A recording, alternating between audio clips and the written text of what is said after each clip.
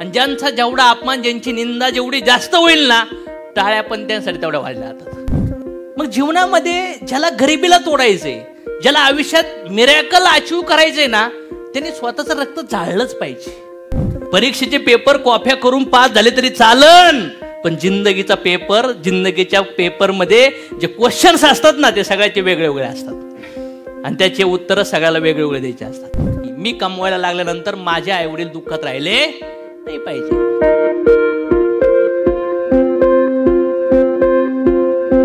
एका स्कूल कॉलेजेसमध्ये bench same, books, teacher, education सगळं सेम, पण पर्सेंटेज डिफरंट येतात. Right or wrong? अशीच एक स्टोरी आहे, पॉवर ऑफ ॲटिट्यूड. म्हणजे माणसाचे ॲटिट्यूड, माणसाचा दृष्टिकोनावर किती इम्पॉर्टंट आहे. खेडेगावात एक कुटुंब होतं. त्या कुटुंबात 3 मुलं होते आणि आई वडील गरीब होते, तर ते मुलं त्यांच्यासोबत कामाला जायची आणि रेग्युलर असं रुटीन त्यांचं चाललं होतं. आणि एक दिवस त्यांना कळलं की आपल्या गावात इथं मोठा सभा मंडप बांधून राहिलेत. त्यांनी बघितलं, तर इन्क्वायरी केली, तिथं त्यांना कळलं की मोठे लोक येणार आहेत इथं कोणतरी. मग मोठे लोक पुढच्या वीकमध्ये येणार होते. तर यांनी ठरवलं की ज्या दिवशी तो प्रोग्राम असणार त्या दिवशी आपण कामाला जाणार, आईवडिलांना नाही म्हणणार आपण. प्रोग्रामच्या दिवशी आईवडिलांना सांगितलं की आम्ही येणार नाही कामाला, आम्हाला आज हा प्रोग्राम पाहिजे. तर प्रोग्राम होता सकाळी 10 वाजता चालू होणार होता. हे 8:30लाच जाऊन बसले तिथं, खुर्च्या पकडून सगळ्यात पुढे जाऊन बसले. VIP खुर्च्या असतात ना, तिथं जाऊन 3 जण बसले. आणि ते प्रोग्राम 10-10:30ला सगळे टॉप लोक 10:30 पर्यंत आले. त्यांना हुसकून उठून दिलं रागाने, उठा बळा इथून, तर काय करताय. घटना सेम होती. तर त्याच्यातला पहिला मुलाने काय विचार केला, हा अन्याय उरायला आपल्यावर, काय आपलं नशीबच फुटकंय, नशीबच खराब आहे. त्यांचा चेहरा बारीक केला आणि तो काय केला, पाठीमागं त्या इव्हेंटच्या पाठीमागं जाऊन उभा राहिला, त्या प्रोग्रामच्या पाठीमागं. दुसऱ्या मुलाने काय विचार केला, हे अन्याय ओरायलाय माझ्यावर, मी यांचा विरोध करणार. तो त्यांना अरेतुरे बोलायला लागला. अरेतुरे बोलायला लागल्यावर तिने 1-2 झापली खाल्ल्या आणि म्हणले जायला झेलमध्ये टाकून टाका. तिचा त्रास सहन केला, तो रिव्हेंज मोड मध्ये गेला. तिसऱ्या मुलाने काय विचार केला, तिसरा मुलगा म्हटला ओके, आपण लवकर येऊन फायदा नाहीये, मोठ्या माणसाला कधी पण आलं तर पुढे जागा भेटते, म्हणजे आपण मोठं बनलं. त्याने काय ठरवलं, मला मोठं बनायचं. भविष्यात ज्याने ठरवलं होतं मला मोठं बनायचंय, तो मोठा बिझनेसमॅन बनला. ज्याने ठरवलं होतं बदला घ्यायचा आहे, तो क्रिमिनल बनला. आणि ज्याने काहीच रिस्पॉन्ड नाही केला, जो न्यूट्रल होता, तो बिचारा नशिबाला 2 दिवस आयुष्य जगत गेला. इव्हेंट काय होता, घटना काय होती, सेम. सगळ्यांनी सेम विचार ऐकले होते, बरोबर ना. मग रिस्पॉन्स कसा आहे तुमचा, जशी तुमचे विचार तसं तुमची जिंदगी बदलती. जैसी सोच होगी वैसी आपकी लाईफ होगी. विचार बनाए जिंदगी, विचार करा आणि श्रीमंत व्हा. आहेत ना पुस्तकं. रिस्पॉन्स फार मॅटर करतो. आपल्या आयुष्यात पण अपयश येतं, आपल्या आयुष्यात येतं का नाही येत, त्यावर 2 ऑप्शन आहेत, रिस्पॉन्ड करायचा का रिॲक्ट करायचा. म्हणजे पुन्हा प्रयत्न करायचे की सोडून द्यायचे. पण लोक काय करतात, सोडून देतात.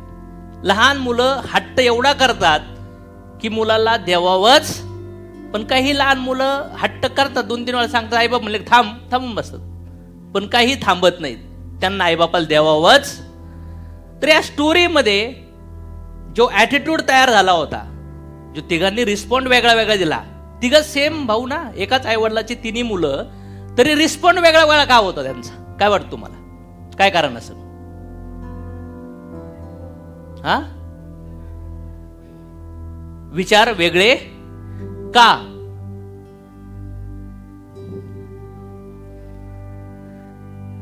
हा दृष्टिकोन तो ॲटिट्यूडवरच आहे ना. दृष्टिकोन कसा तयार होतो, चहा सांगितलं तुम्ही, पण चहा तयार कसा होतो तुम्ही लगेच इन्ग्रेडियंट सांगणार ना. मग ॲटिट्यूड तयार कसा होतो, संगत, कुठले शब्द ऐकलेत, कुठले पुस्तकं, कुठले व्हिडिओ, कुठले मित्र, बऱ्याचशा गोष्टी एकत्र येतात. जसं चहा 2च शब्द आहेत, पण त्याचं इन्ग्रेडियंट जर लिहायचे सांगितले तर मला वाटतं किती शब्द तयार होतील का नाही होतील. मग आता आपण इथं बसलो, तुमचा ॲटिट्यूड श्रीमंत बनण्यासाठी आता सध्याला तुम्हाला वाटतं का आहे, अजून नाहीये, तयार करावं लागणार तुम्हाला. मग जर तुमचा कोणी अपमान केला, जर कोणी तुम्हाला नावं ठेवले, जर तुमच्या पाठीमागे कोणी तुमची निंदा करत असेल, चर्चा करत असेल, हे ऐकून जर तुम्ही म्हणत असताल जा मला नाही करायचं, तर समजायचं की तुम्ही यशासाठी तुमचा अजून दृष्टिकोन तयार झालेला नाही. ह्या जगामध्ये दोन गोष्टी मॅटर करतात. पहिली गोष्ट म्हणजे तुमची अपमान होणार आहे, तुमचा निंदा होणार आहे, आणि ज्यांचा जेवढा अपमान, ज्यांची निंदा जेवढी जास्त होईल ना, टाळ्या पण त्यांसाठी तेवढ्या वाढल्या जातात. हो, पण ज्यांचा कधी अपमान झाला नाही, कधी निंदा झाली नाही, कधी त्यांना कोणी काही विचारलं पण नाही, त्यांना इज्जत पण नाही भेटत. म्हणजे बदनाम होणारा माणूस फेमस होतो माहित तुम्हाला. बघा ना, महात्मे बघा, देवी संत महात्मे यांच्या लाईफ मध्ये पण बघा बदनामीची बदनामी भरलेली. राजकारणी लोकांच्या लाईफ मध्ये पण बदनामी भरली का नाही भरली. जसं आंब्याचं झाड जर गोड असेल, बी गोड असेल, तर पूर्ण झाडाला तो बहर, ते फळ कसे येणार हो? येणार का नाही येणार? लग्न पण लेट होऊ राहिलेत. 40-45 वर्षामध्ये त्यांचं बाळ एक एवढी एवढं असतं. आता ते पर काठी टेकवणार तेव्हा ते बाळ 15 ग्रॅज्युएशन करणार. हे निघून गेले लग्नाच्या आधीच. म्हणजे मला कशाला घातलं होतं सांभाळायला, की पोरांना आपण शिकू, पोरं नोकरीला लागतील, मग ते पैसे कमवतील, मग आपण मजा. हे तुमचा गैरसमज दूर करा. तेव्हा परश्या आरचीला घेऊन पळून जाणार आहे. आरची परशाला घेऊन जाणार आहे. कारण की आपण लय संस्कार थोडी देऊ राहिलो आपल्या घरात. आपल्या घरात ढांगाल ढिंगा चालू आहे. आम्हालाच ते पिक्चर, मालिका, गाणे सुटत नाही येत. भांडे घासताना आम्हाला FM चे जुने गाणे चालू आवडतात. पर्पज पॉवरफुल पाहिजे. जर पर्पज पॉवरफुल असतील तर तुमच्या आयुष्यात तुम्ही काही पण करू शकतात. छत्रपती शिवाजी महाराजांनी स्वराज्य निर्माण केलं का?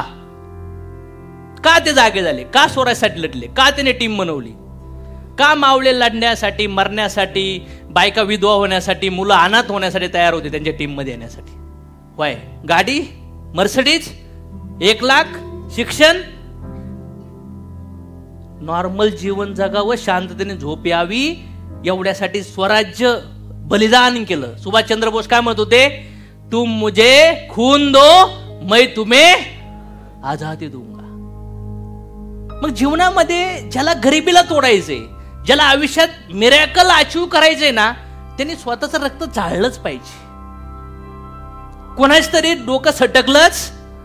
माझ्या परिवारामध्ये, माझ्या आयुष्यामध्ये, माझ्या खानदानामध्ये मागच्या 2-4 पिढ्यामध्ये कधीच कोणी मोठं नाही बनलं. मला चान्स होता का नव्हता? आता माझ्या पोराने किती प्रयत्न केला तर त्याला माझ्यापेक्षा जास्त नाव कमवायला त्रास घ्यावा लागेल. बरोबर आहे? पण तुमच्या आयुष्यात आहेत का नाही चान्स? तुम्हाला पर्पज शिवाय नाही होणार. एक्झामचे पेपर आहेत ना, कॉप्या करू करू पास झालो आपण. राईट और रॉंग? परीक्षेचे पेपर कॉप्या करून पास झाले तरी चालन, पण जिंदगीचा पेपर, जिंदगीच्या पेपर मध्ये जे क्वेश्चन्स असतात ना, ते सगळ्याचे वेगळे वेगळे असतात आणि त्याचे उत्तर सगळ्याला वेगळे वेगळे द्यायचे असतात. राईट और रॉंग? आणि लाईफ जेव्हा एक्झाम घ्यायला लागती तेव्हा कॉपी करायला चान्सच नसतो. 1945 सालाची गोष्ट आहे. जमशेदपूरमध्ये एक आध्यात्मिक प्रवचन देण्यासाठी एक बाबा आले आणि तिथं प्रवचनाला बघितलं की फुल गर्दी होती. स्त्री पुरुष, त्यानंतर काही मुलं मुली, फुल गर्दीमध्ये प्रवचन एकदम जबरदस्त चालू होतं. 1, 2, 3 दिवस प्रवचन चालू झालं. त्यानंतर 3ऱ्या दिवशी प्रवचन संपल्यानंतर एक मुलगा, एज्युकेटेड मुलगा, चांगला क्लास, मोठा पगार असन त्याला त्या जमशेदच्या टाटाच्या कंपनीमध्ये जमशेदपूरला, आणि तो फार इम्प्रेस झाला त्यांचं लेक्चर ऐकून. भगवंत श्रद्धा होती, विश्वास पण होता आणि फुल मोटिवेट झाला आणि म्हणला, मला असं काहीतरी मंत्र द्या, मला देव दिसला पाहिजे. ठीक आहे, हाय स्माइल केली. ते म्हणले खरंच बोलतोय मी? म्हणले ठीक आहे, उद्या ये. ते उद्या आले. प्रेरणा वाटलं, कीर्तन झालं, लेक्चर झालं. म्हणले असते विसरला असन ते, पुन्हा येऊन प्लीज असा एक लेक्चर द्या, असा एक मंत्र द्या की मला देव भेटला. काय करू सांगा, मी काही पण करायला तयार आहे, तुम्ही सांगा. एकच काम कर, तेवढं काम करून तू उद्या माझ्यापर्यंत ये, मी तुला मंत्र सांगणार आणि भगवंत तुला भेट. म्हणले तुझ्या डोक्यावर सगळं केस टक्कल करून टाक. फुल हिरो सारखे केस होते त्याची, असे केस उडायचे त्याचे. आणि म्हणले टक्कल बिक्कल पूर्ण करायची, चंपी करायची आणि तुझ्या सगळ्या कंपनीतल्या लोकांसोबत, मोठ्या त्याच्या सिनियर सोबत व्हिजिट करून यायची. रिटर्न गेला. रात्रभर विचार केला कसं होणार, मग इज्जत जाणार, मला लोक नाव ठेवणार. त्यानंतर तो वाट पाहत होते ते कीर्तनामध्ये, लेक्चरमध्ये, कुठे येते. त्याचे डोळे सर्च करत होते त्या गुरुचे की आला कस काय नाही, आला कस काय नाही. शेवटी तो आला. कशात अटॅचमेंट होती त्याची? केसामधून. कशात? केसामुळे काय होणार होतं त्याचा? Look, beauty. ब्युटी कशासाठी पाहिजे? की मला कोणतरी लाईक केलं पाहिजे. केस सोडू शकत नाही माणूस. मग त्यागाशिवाय काय भेटतो का? भगवंताला मिळवण्यासाठी पण तुम्हाला त्याग करावा. मग तुम्हाला असं वाटत नाही का की यश मिळवायचं असेल तर त्याग करावं लागल? ह्या जगात जेवढ्यांनी पण यश मिळवले ना, त्यांच्या पाठीमागं लय मोठं बलिदान आहे, लय मोठा त्याग आहे, लय अश्रू आहेत त्यांच्या पाठीमागं, लय काट्यावरून चाललेत, लय वेळा ते पडलेत, लय वेळा अपमानित झालेत, लय वेळा त्यांना जीवनामध्ये दुःखाचा सामना करावा लागलाय. त्यांच्या आयुष्यात पण भरपूर अशा परिस्थिती आल्या की त्या परिस्थितीने त्यांना तोडून टाकलं, पण त्यांनी हार नाही मानली. ते पुन्हा बाउन्स बॅक करत होते, ते पुन्हा उठत होते, पुन्हा लढत होते, म्हणून ते टॉपला गेलेत. मग ओव्हरऑल जर बघितलं तर रिझन फार मॅटर करतं. माझा पर्पज होता की मला गरिबीला तोडायचे. मला माझ्या आई वडिलांनी जे दुःख सहन केलंय ते दुःख मी सहन करणार नाही. मी कमवायला लागल्यानंतर माझे आई वडील दुःखात राहिले नाही पाहिजे. जिला मी लग्न करून आणलंय तिला मी त्रासात ठेवणार. ज्यांना मी जन्माला घातलंय, जो त्रास, जो संघर्ष आम्ही लहानपणी भोगला छोट्या छोट्या गोष्टीसाठी, त्या मुलांना तो त्रास भोगून देणार. पर्पज क्लिअर होता. विदाउट पर्पज काहीच नाही करत. कृष्णांचा जन्म झेलमध्ये झाला, त्याला पण काय होतं? कारण होतं. त्याच्या पाठीमागे काय कारण आहे? की मी झेलमध्ये आलोय, ज्याचं हे ब्रह्मांड ज्यांच्यामुळे प्रकट अप्रकट मेंटेन होते, सबका मालिक एक, ज्याला भगवान, अल्लाह, जीजस, तुम्ही काही पण म्हणा, मी झेलमध्ये येऊ राहिलोय, तर ऑलरेडी तुम्ही सगळे इथं कोण येतं? झेलमध्ये. आणि इथं बघा, इथं गोवर्धन लीला केली होती भगवान कृष्णांनी येऊन. लहान होते, पर्वत उचलला. का उचलला? का उचलला? इंद्र पाऊस पाडत होता. इंद्र पाऊस का पाडत होता? कारण की त्याचं यज्ञ, त्याची पूजा, त्याला वाढवणारा भोग बंद केला होता. कृष्णाने तो बंद का केला? म्हणले हे टेबला खालून घेऊन राहिलेत, यांचं काम आहे पाऊस पाडणं, हे कस काय म्हणू शकतात आम्हाला भोग साडवा, प्रसाद द्या? बंद. मग कुणाला? त्या डोंगराची, गोवर्धनाची पूजा करायला लावली. मग गोवर्धनाची पूजा करायला लावली, इंद्राचा भोग बंद झाला. इंद्राला काय आला? राग. मग इंद्राला जेव्हा राग आला तेव्हा इंद्राने काय केला? अटॅक केला. आणि अटॅक केल्यानंतर भगवंताने काय केलं? 8 दिवस 7 नाईट गोवर्धन पर्वत उचलून ठेवला होता. का? तर संरक्षण करण्यासाठी. याच्या पाठीमाग कारण होतं का नव्हतं? काय कारण होतं? इंद्राला सरळ करायचं होतं. Right or wrong? पर्पज म्हणजे जे भगवंताचे अवतार, इंद्र स्वर्गांचे राजा आहेत का नाही, त्यांना सुद्धा सरळ करण्यासाठी इथं आले.